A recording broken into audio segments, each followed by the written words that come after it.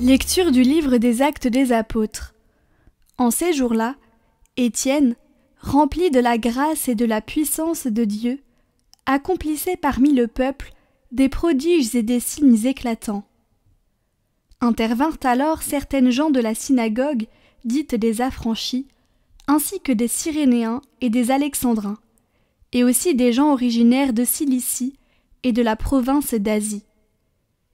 Ils se mirent à discuter avec Étienne, mais sans pouvoir résister à la sagesse et à l'esprit qui le faisait parler.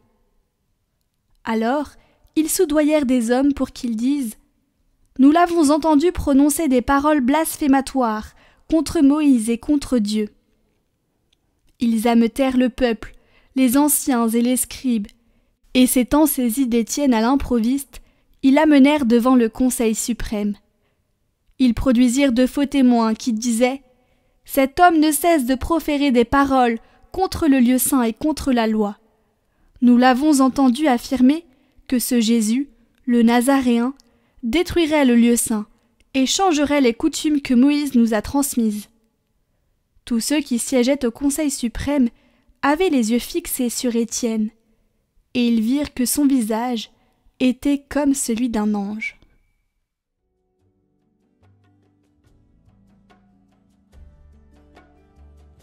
Heureux ceux qui marchent suivant la loi du Seigneur. Lorsque des grands accusent ton serviteur, je médite sur tes ordres. Je trouve mon plaisir en tes exigences. Ce sont elles qui me conseillent. J'énumère mes voies, tu me réponds. Apprends-moi tes commandements. Montre-moi la voie de tes préceptes, que je médite sur tes merveilles. Détourne-moi de la voie du mensonge. Fais-moi la grâce de ta loi. J'ai choisi la voie de la fidélité, je m'ajuste à tes décisions.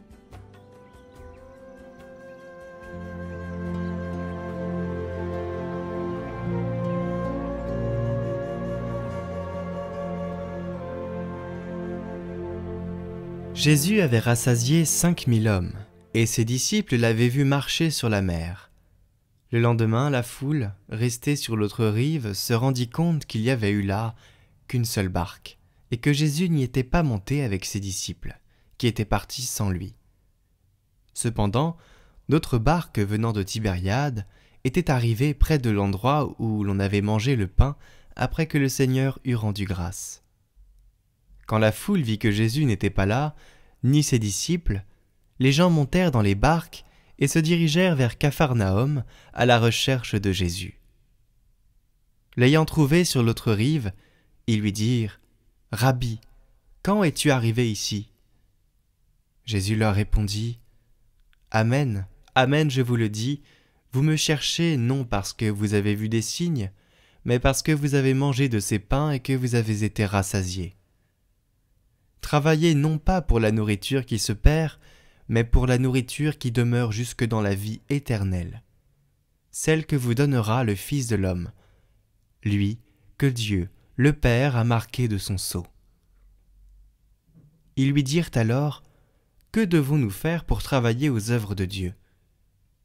Jésus leur répondit « L'œuvre de Dieu, c'est que vous croyez en celui qui l'a envoyé. »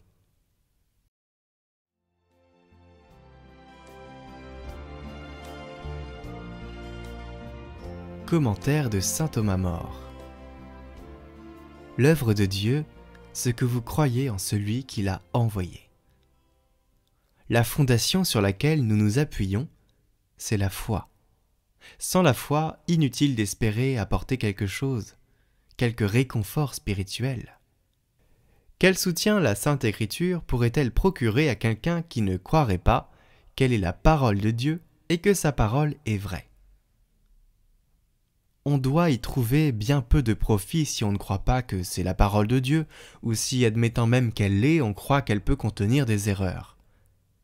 Suivant que la foi est plus ou moins forte, les paroles de réconfort de la Sainte Écriture feront plus ou moins de bien. Cette vertu de la foi, aucun homme ne peut l'acquérir par lui-même, ni non plus la donner à un autre. La foi est un don gratuit de Dieu, et comme le dit saint Jacques, « Tout bien, toute perfection nous vient d'en haut, du Père des Lumières. C'est pourquoi nous, qui, à beaucoup de signes, sentons que notre foi est faible, prions-le pour qu'il la fortifie.